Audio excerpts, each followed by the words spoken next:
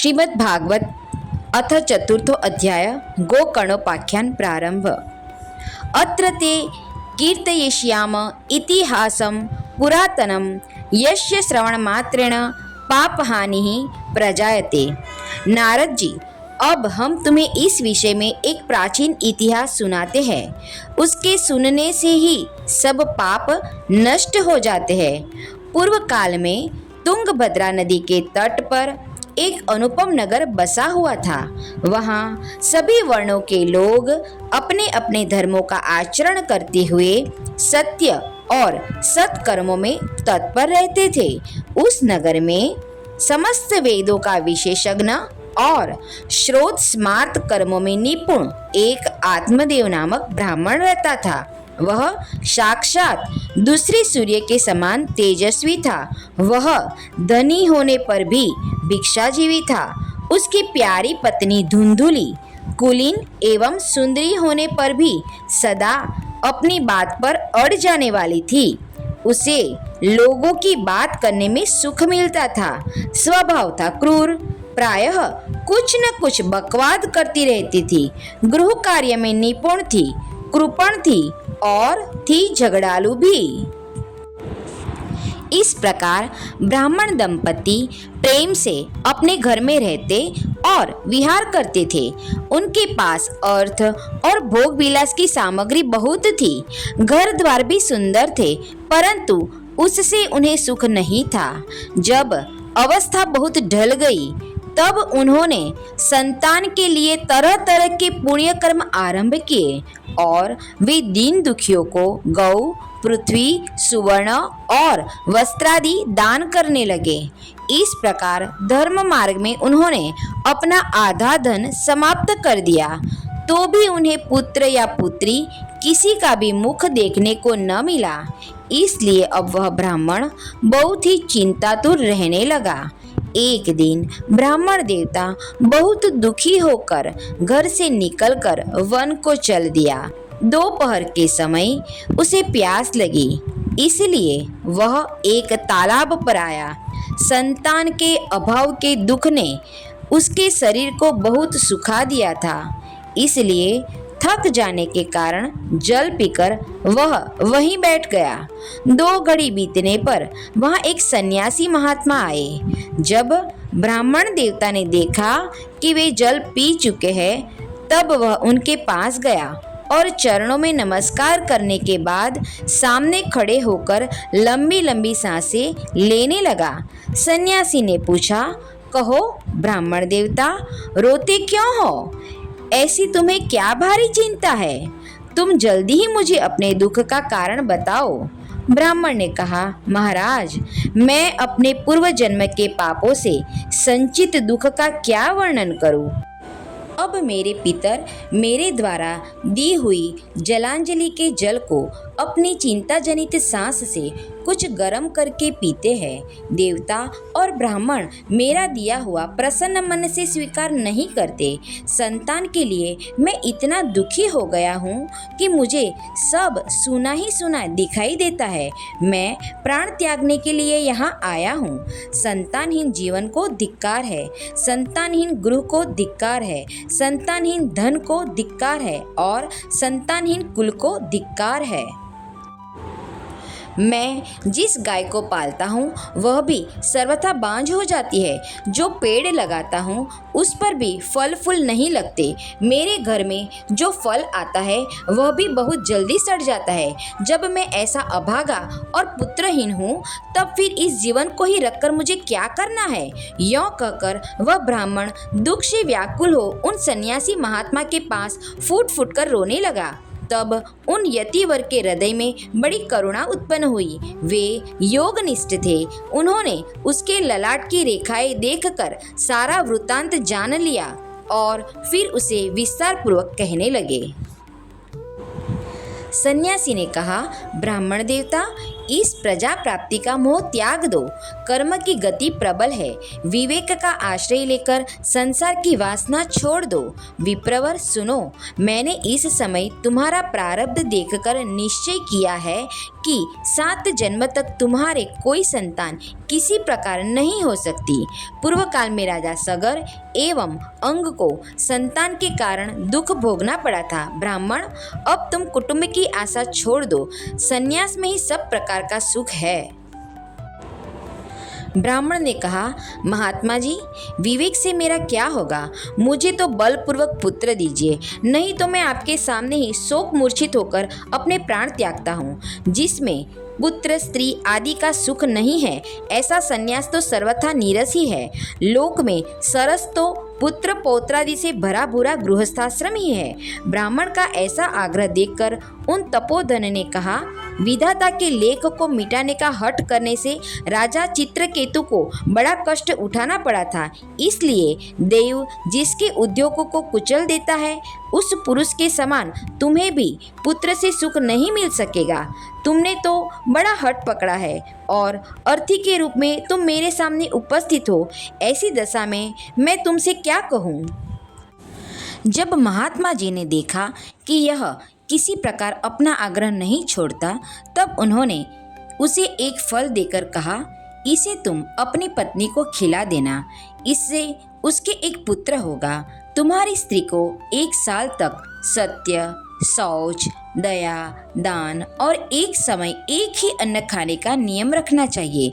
यदि वह ऐसा करेगी तो बालक बहुत शुद्ध स्वभाव वाला होगा। यों कहकर वे योगीराज चले गए और ब्राह्मण अपने घर लौट आया। वहां आकर उसने वह फल अपनी स्त्री के हाथ में दे दिया और स्वयं कहीं चला गया। उसकी स्त्री तो कुटिल स्वभाव की थी। वह रो रोकर अपनी एक सखी से कहने लगी, सखी, मुझे तो बड़ी चिंता हो गई। मैं तो यह फल नहीं खाऊंगी। फल खाने से गर्भ रहेगा और गर्भ से पेट बढ़ जाएगा, फिर कुछ खाया पिया नहीं जाएगा।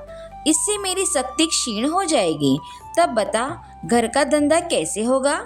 और देववश यदि कहीं गांव में डाकुओं का आक्रमण हो गया तो गर्भिणी स्त्री कैसे भागेगी? यदि सुखदेव जी की तरह यह गर्भ भी पेट में ही रह गया तो इसे बाहर कैसे निकाला जाएगा? और कहीं प्रसव काल के समय वह टेढ़ा हो गया तो फिर प्राणों से ही हाथ धोना पड़ेगा। यों भी प्रसव के समय बड़ी भयंकर पीड़ा होती है। मैं सुकुमारी भला यह सब कैसे सह सकूंगी? मैं जब दुर्बल पड़ जाऊंगी तब ननद रानी आकर घर का सब माल मता समेट ले जाएगी और मुझसे तो सत्य शौचादि नियमों का पालन होना भी कठिन ही जान पड़ता है। जो स्त्री बच्चा जनती है उसे उस बच्चे के लालन पालन में भी बड़ा कष्ट होता है। मेरे विचार से तो वंध्या या विधवा स्त्रियां ही सुखी है।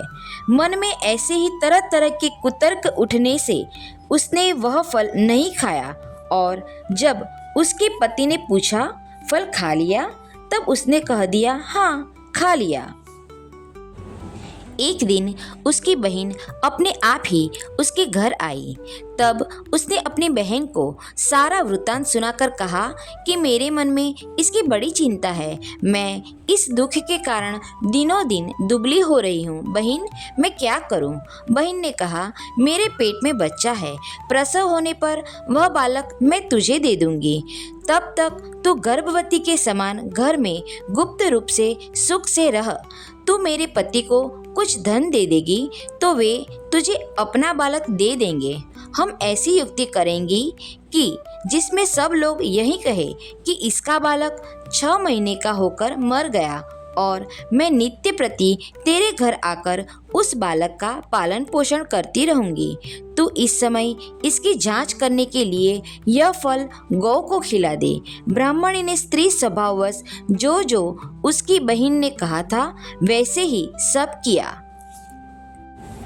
इसके पश्चात समयानुसार जब उस स्त्री के पुत्र हुआ तब उसके पिता ने चुपचाप लाकर उसे धुंधुली को दे दिया और उसने आत्मदेव को सूचना दे दी कि मेरे सुखपूर्वक बालक हो गया है।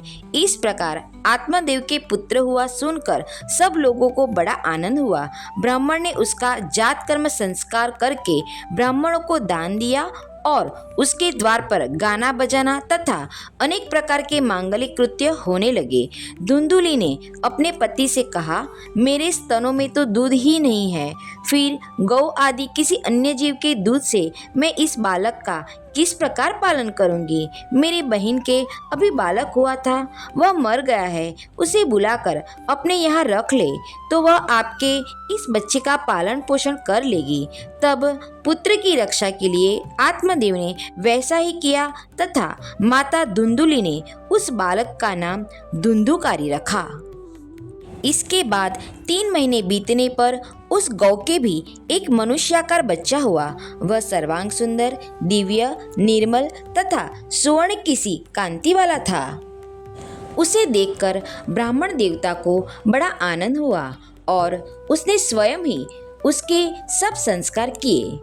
इस समाचार से और सब लोगों को भी बड़ा आश्चर्य हुआ और वे बालक को देखने के लिए आए तथा आपस में कहने लगे, देखो भाई, अब आत्मदेव का कैसा भाग्य उदय हुआ है। कैसे आश्चर्य की बात है कि गौ के भी ऐसा दिव्य रूप बालक उत्पन्न हुआ है। देव योग से इस गुप्त रहस्य का किसी को भी पता न लगा। आत्मदेव ने उस बालक के गौ के से कान देखकर उसका नाम गोकर्ण रखा। कुछ काल बीतने पर वे दोनों बालक जवान हो गए। उनमें गोकर्ण तो बड़ा पंडित और ज्ञानी हुआ, किंतु धुंधुकारी बड़ा ही दुष्ट निकला। स्नान शौचादि ब्राह्मणोचित आचारों का उसमें नाम भी न था और न खान पान का ही कोई परहेज था। क्रोध उसमें बहुत बड़ा चढ़ा था। वह बुरी बुरी वस्तुओं का संग्रह किया करता था। मुर्दे के हाथ से छुआया हुआ अन्न भी खा लेता था। दूसरों की चोरी करना और सब लोगों से द्वेष बढ़ाना उसका स्वभाव बन गया था। छिपे छिपे वह दूसरों के घरों में आग लगा देता था। दूसरों के बालकों को खिलाने के लिए गोद में लेता और उन्हें चट कुएं में डाल देता। हिंसा का उसे व्यसन सा हो गया था। हर समय वह अस्त्र शस्त्र धारण किए रहता और बेचारे अंधे और दीन दुखियों को व्यर्थ तंग करता। चांडालों से उसका विशेष प्रेम था। बस हाथ में फंदा लिए कुत्तों की टोली के साथ शिकार की टोह में घूमता रहता। वैश्याओं के जाल में फंसकर उसने अपने पिता की सारी संपत्ति नष्ट कर दी। एक दिन माता पिता को मार पीट कर घर के सारे बर्तन भांडे उठा ले गया। इस प्रकार जब सारी संपत्ति स्वाहा हो गई तब उसका कृपण पिता फूट फूट कर रोने लगा और बोला, इससे तो इसकी माँ का बांझ रहना ही अच्छा था। कुपुत्र तो बड़ा ही दुखदाई होता है। अब मैं कहाँ रहूं, कहाँ जाऊं? मेरे इस संकट को कौन काटेगा? हाय, मेरे ऊपर तो बड़ी विपत्ति आ पड़ी है। इस दुख के कारण अवश्य मुझे एक दिन प्राण छोड़ने पड़ेंगे। उसी समय परम ज्ञानी गोकर्ण जी वहाँ आए और उन्होंने पिता को वैराग्य का उपदेश करते हुए बहुत समझाया। वे बोले, पिताजी, यह संसार असार है। यह अत्यंत दुख रूप और मोह में डालने वाला है। पुत्र किसका, धन किसका? स्नेहवान पुरुष रात दिन दीपक के समान जलता रहता है। सुख न तो इंद्र को है और न चक्रवर्ती राजा को ही। सुख है तो केवल विरक्त एकांत जीवी मुनि को। यह मेरा पुत्र है, इस अज्ञान को छोड़ दीजिए। मोह से नरक की प्राप्ति होती है। यह शरीर तो नष्ट होगा ही, इसलिए सब कुछ छोड़कर वन में चले जाइए। गोकर्ण के वचन सुनकर आत्मदेव वन में जाने के लिए तैयार हो गया और उनसे कहने लगा, बेटा, वन में रहकर मुझे क्या करना चाहिए, यह मुझसे विस्तार पूर्वक कहो। मैं बड़ा मूर्ख हूँ। अब तक कर्मवश स्नेह पास में बंधा हुआ अपंग की भांति इस घर रूप अंधेरे कुएं में ही पड़ा रहा हूँ। तुम बड़े दयालु हो, इससे मेरा उद्धार करो। गोकर्ण ने कहा, पिताजी, यह शरीर हड्डी, मांस और रुधिर का पिंड है। इसे आप मैं मानना छोड़ दे और स्त्री पुत्रादि को अपना कभी न माने। इस संसार को रात दिन क्षण भंगुर देखे। इसकी किसी भी वस्तु को स्थायी समझकर उसमें राग न करे। बस एकमात्र वैराग्य रस के रसिक होकर भगवान की भक्ति में लगे रहे। भगवत भजन ही सबसे बड़ा धर्म है। निरंतर उसी का आश्रय लिए रहे। अन्य सब प्रकार के लौकिक धर्मों से मुख मोड़ ले। सदा साधुजनों की सेवा करे। भोगों की लालसा को पास न फटकने दे तथा जल्दी से जल्दी दूसरों के गुण दोषों का विचार करना छोड़कर एकमात्र भगवत सेवा और भगवान की कथाओं के रस का ही पान करे। इस प्रकार पुत्र की वाणी से प्रभावित होकर आत्मदेव ने घर छोड़ दिया और वन की यात्रा की। यद्यपि उसकी आयु उस समय 60 वर्ष की हो चुकी थी, फिर भी बुद्धि में पूरी दृढ़ता थी।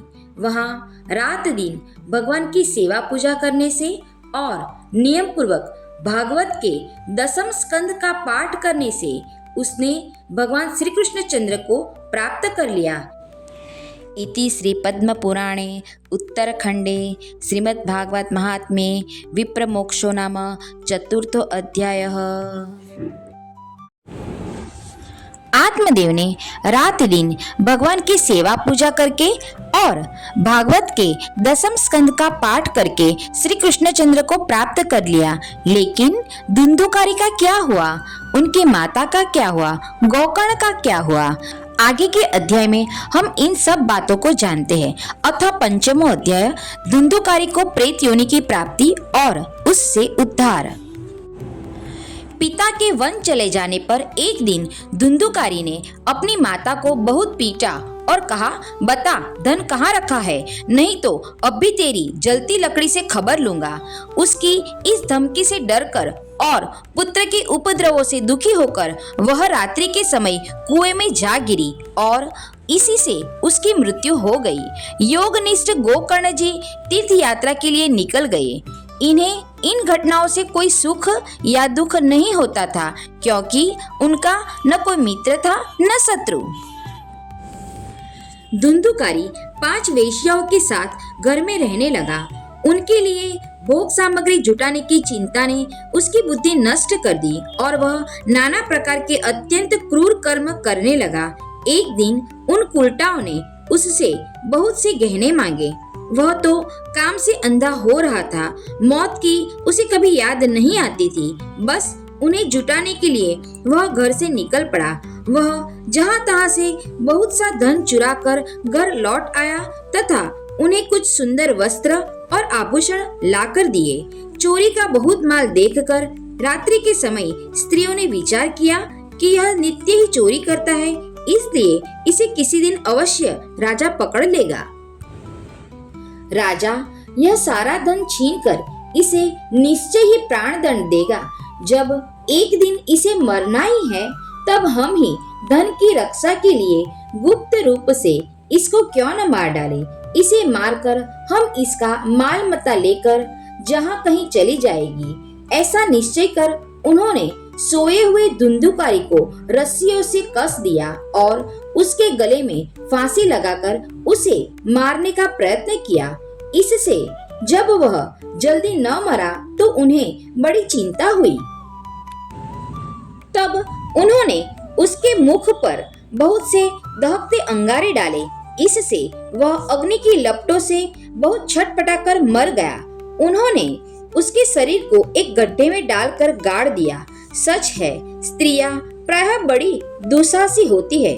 उनके इस कृत्य का किसी को भी पता न चला। लोगों के पूछने पर कह देती थी कि हमारे प्रियतम पैसे के लोभ से अब की बार कहीं दूर चले गए हैं, इसी वर्ष के अंदर लौट आएंगे। बुद्धिमान पुरुष को दुष्टा स्त्रियों का कभी विश्वास न करना चाहिए। जो मूर्ख इनका विश्वास करता है उसे दुखी होना पड़ता है। इनकी वाणी तो अमृत के समान कामियों के हृदय में रस का संचार करती है, किंतु हृदय छुरे की धार के समान तीक्ष्ण होता है।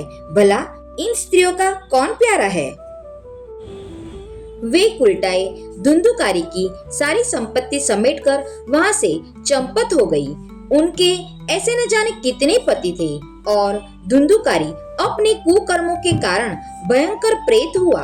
वह बवंडर के रूप में सर्वदा दसों दिशाओं में भटकता रहता था तथा शीत घाम से संतप्त और भूख प्यास से व्याकुल होने के कारण हाँ देव चिल्लाता रहता था, परंतु उसे कहीं भी कोई आश्रय न मिला। कुछ काल बीतने पर गोकर्ण ने भी लोगों के मुख से धुंधुकारी की मृत्यु का समाचार सुना। तब उसे अनाथ समझकर उन्होंने उसका गया जी में श्राद्ध किया और भी जहाँ जहाँ वे जाते थे उसका श्राद्ध अवश्य करते थे। इस प्रकार घूमते घूमते गोकर्ण जी अपने नगर में आए और रात्रि के समय दूसरों की दृष्टि से बचकर सीधे अपने घर के आंगन में सोने के लिए पहुँचे। वहाँ अपने भाई को सोया देख आधी रात के समय धुंधुकारी ने अपना बड़ा विकट रूप दिखाया। वह कभी भेड़ा, कभी हाथी, कभी भैंसा, कभी इंद्र और कभी अग्नि का रूप धारण करता। अंत में वह मनुष्य के आकार में प्रकट हुआ। ये विपरीत अवस्थाएं देखकर गोकर्ण ने निश्चय किया कि यह कोई दुर्गति को प्राप्त हुआ जीव है। तब उन्होंने उससे धैर्यपूर्वक पूछा। गोकर्ण ने कहा, तू कौन है? रात्रि के समय ऐसे भयानक रूप क्यों दिखा रहा है? तेरी यह दशा कैसे हुई? हमें बता तो सही, तू प्रेत है, पिशाच है अथवा कोई राक्षस है? गोकर्ण के इस प्रकार पूछने पर वह बार बार जोर जोर से रोने लगा। उसमें बोलने की शक्ति नहीं थी, इसलिए उसने केवल संकेत मात्र किया। तब गोकर्ण ने अंजलि में जल लेकर उसे अभिमंत्रित करके उस पर छिड़का। इससे उसके पापों का कुछ शमन हुआ और वह इस प्रकार कहने लगा। प्रेत बोला, मैं तुम्हारा भाई हूँ, मेरा नाम है धुंधुकारी। मैंने अपने ही दोष से अपना ब्राह्मणत्व नष्ट कर दिया। मेरे कुकर्मों की गिनती नहीं की जा सकती। मैं तो महान अज्ञान में चक्कर काट रहा था, इसी से मैंने लोगों की बड़ी हिंसा की। अंत में उल्टा स्त्रियों ने मुझे तड़पा तड़पा कर मार डाला। इसी से अब प्रेत योनि में पड़कर यह दुर्दशा भोग रहा हूँ। अब देववश कर्म फल का उदय होने से मैं केवल वायु भक्षण करके जी रहा हूँ। भाई, तुम दया के समुद्र हो, अब किसी प्रकार जल्दी ही मुझे इस योनि से छुड़ाओ। गोकर्ण ने धुंधुकारी की सारी बातें सुनी और तब उससे बोले। गोकर्ण ने कहा, भाई, मुझे इस बात का बड़ा आश्चर्य है। मैंने तुम्हारे लिए विधि पूर्वक गया जी में पिंडदान किया, फिर भी तुम प्रेत योनि से मुक्त कैसे नहीं हुए? यदि गया श्राद्ध से भी तुम्हारी मुक्ति नहीं हुई, तब इसका और कोई उपाय ही नहीं है। अच्छा, तुम सब बात खोल कर कहो, मुझे अब क्या करना चाहिए? प्रेत ने कहा, मेरी मुक्ति सैकड़ों गया श्राद्ध करने से भी नहीं हो सकती। अब तो तुम इसका कोई और उपाय सोचो। प्रेत की यह बात सुनकर गोकर्ण को बड़ा आश्चर्य हुआ। वे कहने लगे, यदि सैकड़ों गया श्राद्धों से भी तुम्हारी मुक्ति नहीं हो सकती, तब तो तुम्हारी मुक्ति असंभव ही है। अच्छा, अभी तो तुम निर्भय होकर अपने स्थान पर रहो। मैं विचार करके तुम्हारी मुक्ति के लिए कोई दूसरा उपाय करूँगा। गोकर्ण की आज्ञा पाकर धुंधुकारी वहां से अपने स्थान पर चला आया। इधर गोकर्ण ने रात भर विचार किया, तब भी उन्हें कोई उपाय नहीं सूझा। प्रातःकाल उनको आया देख लोग प्रेम से उनसे मिलने आए। तब गोकर्ण ने रात में जो कुछ जिस प्रकार हुआ था वह सब उन्हें सुना दिया। उनमें जो लोग विद्वान, योगनिष्ठ, ज्ञानी और वेदज्ञ थे, उन्होंने भी अनेकों शास्त्रों को उलट पलट कर देखा, तो भी उसकी मुक्ति का कोई उपाय न मिला। तब सबने यही निश्चय किया कि इस विषय में सूर्य नारायण जो आज्ञा करे वही करना चाहिए। अतः गोकर्ण ने अपने तपोबल से सूर्य की गति को रोक दिया। उन्होंने स्तुति की, भगवान, आप सारे संसार के साक्षी है। मैं आपको नमस्कार करता हूँ।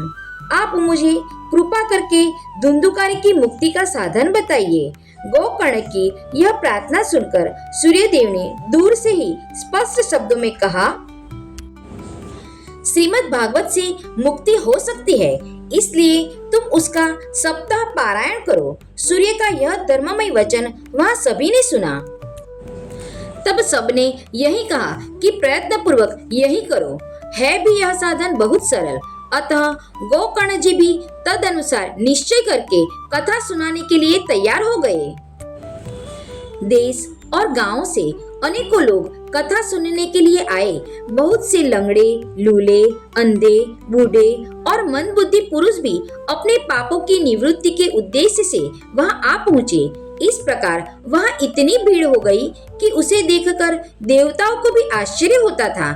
जब गोकर्ण जी व्यास गद्दी पर बैठकर कथा कहने लगे, तब वह प्रेत भी वहां आ पहुंचा और इधर उधर बैठने के लिए स्थान ढूंढने लगा।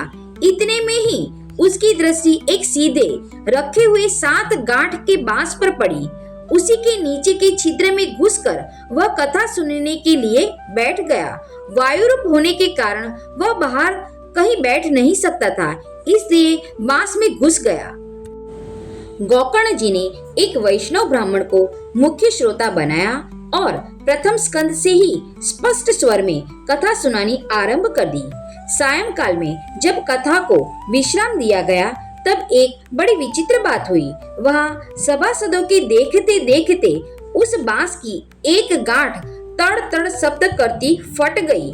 इसी प्रकार दूसरे दिन सायंकाल में दूसरी गांठ फटी और तीसरे दिन उसी समय तीसरी।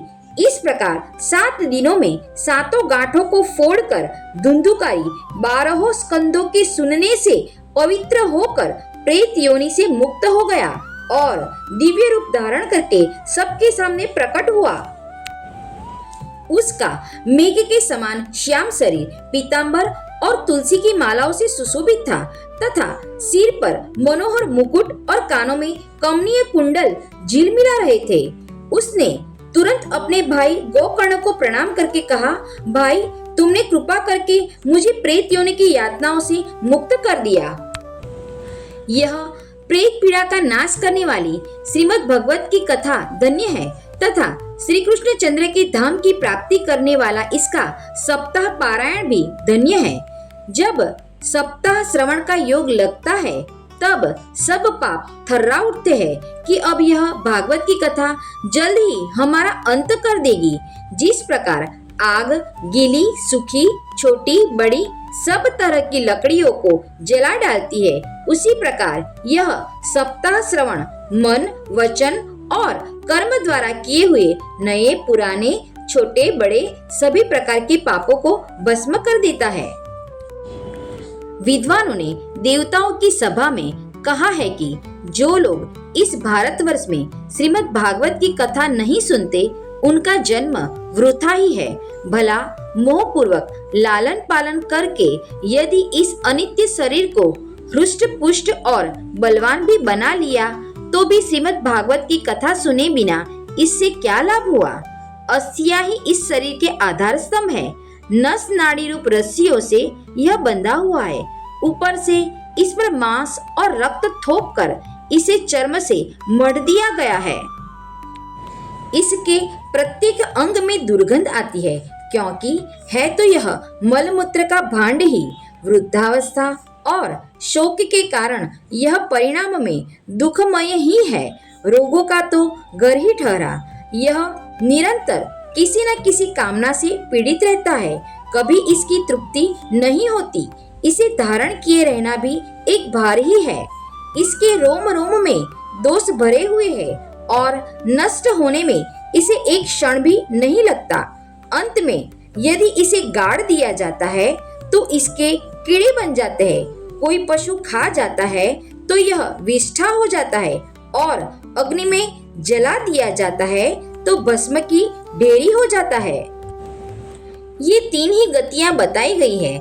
ऐसे अस्थिर शरीर से मनुष्य अविनाशी फल देने वाला काम क्यों नहीं बना लेता। जो अन्न प्रातः काल पकाया जाता है वह सायंकाल तक बिगड़ जाता है, फिर उसी के रस से पुष्ट हुए शरीर की नित्यता कैसी। इस लोक में सप्ताह श्रवण करने से भगवान की शीघ्र ही प्राप्ति हो सकती है। अतः सब प्रकार के दोषों की निवृत्ति के लिए एकमात्र यही साधन है। जो लोग भागवत की कथा से वंचित है वे तो जल में बुदबुदे और जीवों में मच्छरों के समान केवल मरने के लिए ही पैदा होते हैं। भला जिसके प्रभाव से जड़ और सूखे हुए बांस की गांठें फट सकती है, उस भागवत कथा का श्रवण करने से चित्त की गांठों का खुल जाना कौन बड़ी बात है। सप्ताह श्रवण करने से मनुष्य के हृदय की गांठ खुल जाती है, उसके समस्त संशय छिन्न भिन्न हो जाते हैं और सारे कर्म क्षीण हो जाते हैं। यह भागवत कथा रूप तीर्थ संसार के कीचड़ को धोने में बड़ा ही पटु है। विद्वानों का कथन है कि जब यह हृदय में स्थित हो जाता है तब मनुष्य की मुक्ति निश्चित ही समझनी चाहिए। जिस समय धुंधुकारी ये सब बातें कह रहा था, उस समय वैकुंठवासी पार्षदों के सहित एक विमान उतरा। उससे सब और मंडलाकार प्रकाश फैल गया। सब लोगों के सामने ही धुंधुकारी उस विमान पर चढ़ गया। तब उस विमान पर आए हुए पार्षदों को देखकर उनसे गौकर्ण ने यह बात कही। गौकर्ण ने पूछा, भगवान के प्रिय पार्षदों, यहाँ हमारे अनेकों शुद्ध हृदय श्रोतागण हैं। उन सब के लिए आप लोग एक साथ बहुत से विमान क्यों नहीं लाए? हम देखते हैं कि यहाँ सभी ने समान रूप से कथा सुनी है, फिर फल में इस प्रकार का भेद क्यों हुआ, यह बताइए। भगवान के सेवकों ने कहा, हे मानद, इस फल भेद का कारण इनके श्रवण का भेद ही है। यह ठीक है कि श्रवण तो सबने समान रूप से ही किया है, किंतु इसके जैसा मनन नहीं किया। इसी से एक साथ भजन करने पर भी उसके फल में भेद रहा। इस प्रेत ने 7 दिनों तक निराहार रहकर श्रवण किया था तथा सुने हुए विषय का स्थिर चित्त से यह खूब मनन निधि ध्यासन भी करता रहता था। जो ज्ञान दृढ़ नहीं होता वह व्यर्थ हो जाता है। इसी प्रकार ध्यान न देने से श्रवण का, संदेह से मंत्र का और चित्त के इधर उधर भटकते रहने से जप का भी कोई फल नहीं होता। वैष्णवहीन देश, अपात्र को कराया हुआ श्राद्ध का भोजन, अक्षोत्रिय को किया हुआ दान एवं आचारहीन कुल, इन सब का नाश हो जाता है। गुरु वचनों में विश्वास, दीनता का भाव, मन के दोषों पर विजय और कथा में चित्त की एकाग्रता इत्यादि नियमों का यदि पालन किया जाए तो श्रवण का यथार्थ फल मिलता है। यदि ये श्रोता फिर से श्रीमद् भागवत की कथा सुने तो निश्चय ही सबको वैकुंठ की प्राप्ति होगी और गोकर्ण जी आपको तो भगवान स्वयं आकर गोलोक धाम में ले जाएंगे। यों कहकर वे सब पार्षद हरि कीर्तन करते वैकुंठ लोक को चले गए। श्रावण मास में गोकर्ण जी ने फिर उसी प्रकार सप्ताह क्रम से कथा कही और उन श्रोताओं ने उसे फिर सुना। नारद जी, इस कथा की समाप्ति पर जो कुछ हुआ वह सुनिए। वहाँ भक्तों से भरे हुए विमानों के साथ भगवान प्रकट हुए। सब ओर से खूब जय जयकार और नमस्कार की ध्वनियां होने लगी। भगवान स्वयं हर्षित होकर अपने 5 जन्य शंख की ध्वनि करने लगे और उन्होंने गोकर्ण को हृदय से लगाकर अपने ही समान बना लिया। उन्होंने क्षण भर में ही अन्य सब श्रोताओं को भी मेघ के समान श्यामवर्ण, रेशमी पीताम्बर धारी तथा किरीट और कुंडल आदि से विभूषित कर दिया। उस गांव में कुत्ते और चांडाल पर्यंत जितने भी जीव थे वे सभी गोकर्ण जी की कृपा से विमानों पर चढ़ा लिए गए तथा जहां योगी जन जाते हैं उस भगवत धाम में वे भेज दिए गए। इस प्रकार भक्तवत्सल भगवान श्री कृष्ण कथा श्रवण से प्रसन्न होकर गोकर्ण जी को साथ ले अपने ग्वाल वालों के प्रिय गोलोक धाम में चले गए। पूर्व काल में जैसे अयोध्यावासी भगवान श्री राम के साथ साकेत धाम सिधारे थे, उसी प्रकार भगवान श्री कृष्ण उन सबको योगी दुर्लभ गोलोक धाम को ले गए, जिस लोक में सूर्य, चंद्रमा और सिद्धों की भी कभी गति नहीं हो सकती। उसमें वे श्रीमद् भागवत श्रवण करने से चले गए।